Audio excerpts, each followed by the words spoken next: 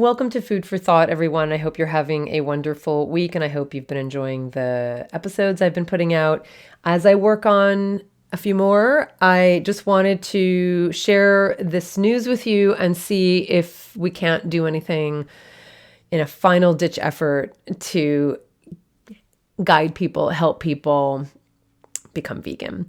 So if you are on my mailing list, you would have seen me talk about this. There was an email I put out last week. The subject was All Things Come to an End, and they do. But I do want to give this one last shot. I'm stubborn, but if I were to reframe that, I would say I'm loyal and tenacious when it comes to something I believe in. So I'm tempted to record this episode and give you the entire story. And I just thought about it, and I don't think that's necessary or the right thing to do.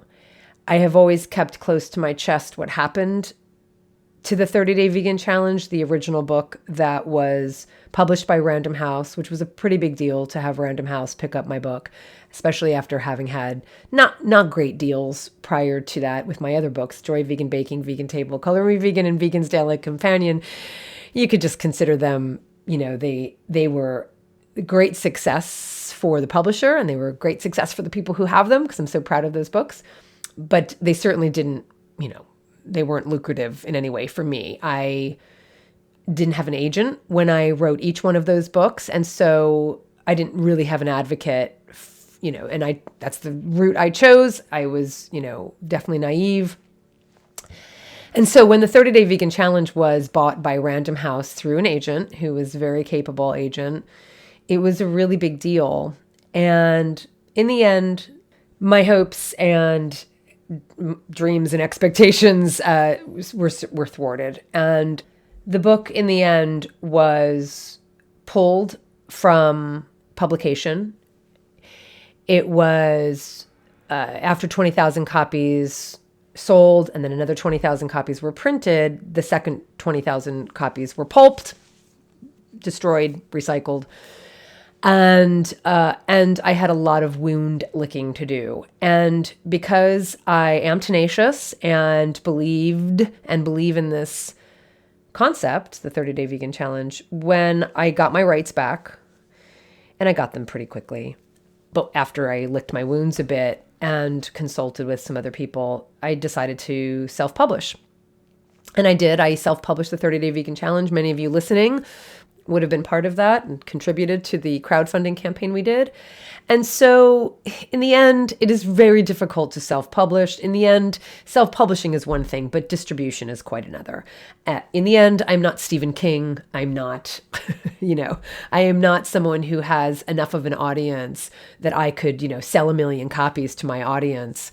And I don't have to worry about distribution. That's just not the reality. And so the book, I printed those initial copies. It went out to the world. People got their hands on it.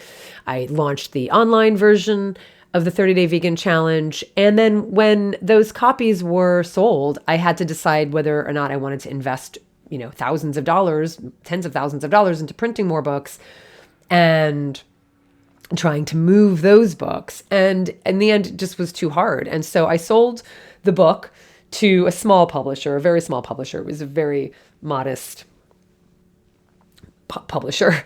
And, some books sold, years had gone by now, when books are not initially published, they just don't have the traction. And so because it was, still the same concept, the 30-Day Vegan Challenge, the book just wasn't selling. And so here I am. That publisher was bought by another publisher. And so the book got into another publisher's hands who they don't care about the book. And they have 2,400 copies of this book.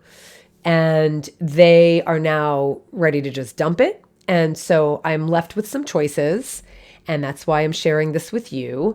And the choices are, number one, having them just recycle pulp the 2,400 copies they have. Number two is for me to just pay a warehousing fee to have them just sit on the warehouse shelves and hopefully sell these books, but I would be paying for the warehouse space, which no one told me that was going to be the case. And if I've already proven that I can't sell the books, and I have proven that, then I'm just going to be paying money for these books to just sit on a shelf, and that seems silly. Or they can ship all of the books to me, and I don't have the space for 2,400 books, so I'd wind up paying to have them sit in a storage unit and then hopefully sell the books, but I've proven that the book isn't selling.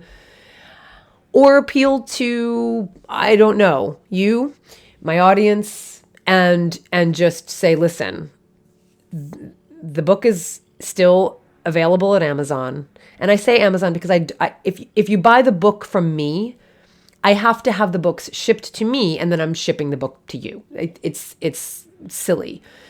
So what makes the most sense is for you to buy the book directly from Amazon and get at least some books off the shelf.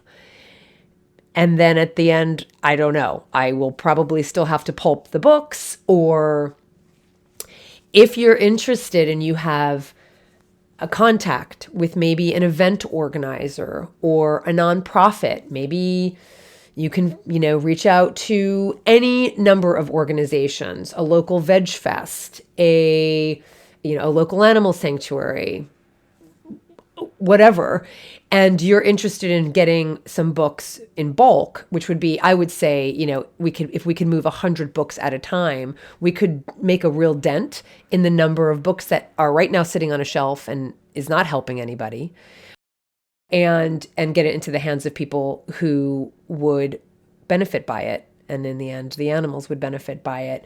So number one, if you're interested, if you're able, if you're willing to go to Amazon, buy the book for yourself, and then give it away. Buy 5 copies, give them away for Christmas. Buy 2 copies, give them away to friends. Buy copies and donate them to libraries. Leave them in your doctor's office. Whatever you can do, if you're willing to do that.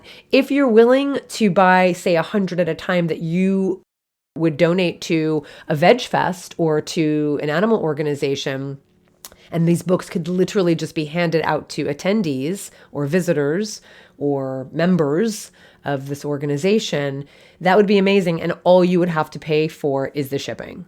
And the quote I got from the publisher is like $15 or $20 a carton, and a carton is 14 books.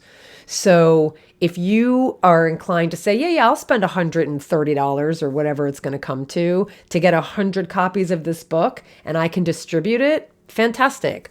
If you are willing to do that, please let me know. And I will basically make it happen through the publisher. It's just going to be basically the publisher's drop shipping 100 books or 200 or however many you want to buy. So do the calculation. Thought I would just make one last appeal. And I need to make this decision like by, mid-December, because I can't keep paying to have the book just sit on the shelf. I'm going to order a couple hundred books to have at my house so that I can keep handing the books out. But in the end, I can't have 2,400 books, and I'm going to have to pulp the books if I can't do anything with them. So if you do want to reach out, you could just reach out to support@joyfulvegan.com. And you can also reach me via DM on Instagram or Facebook or Threads, because I'm on Threads now. And that's it. And so hopefully we can get this book into some people's hands. I'm not done with the content. I'm done with this form of the content. And that's a big lesson. It's been a big lesson. It's been a very painful lesson. I think my husband said to me, and I think he's right, I don't think I've ever gotten over what happened to the book, because it really did change the trajectory of my career. So I think I still feel it, So that's it. So let's see what we can do. And thank you for whatever you're willing to do. Thanks if you have the book already. And for the animals, this is Colleen Patrick-Goudreau. Thanks for listening.